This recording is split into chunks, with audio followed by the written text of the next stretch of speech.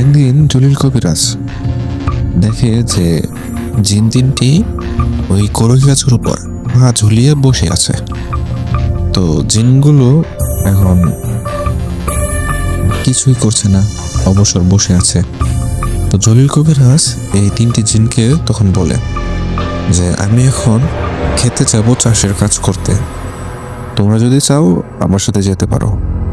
তো এইটা বলে জলিল কবিরাজ ওনার মাথায় একটা গামছা নিয়ে, মাথায় তো না মানে কাঁধে একটা গামছা নিয়ে তো সে খেতে দিয়ে যায়। তো ক্ষেতের আইল ধরে সে হাঁটতেছে। তো এমন সময় ওনার এই কাঁধ থেকে কেউ গামছাটা টান দিয়ে নিয়ে নেয়। তো জলিল কবিরাজ পিছনে ঘুরে ঘুরে দেখে যে আশেপাশে দূর দূরান্ত পর্যন্ত কেউ নেই, কাউকে দেখা যাচ্ছে না। তখন তো জলিল কবিরাজ বুঝে যায় যে এটা আর এই তিনটা জিনাদের কাজ। তখন এই জলিল কবিরাজ বলে যে গামছাটা আবার ফিরে দিতে।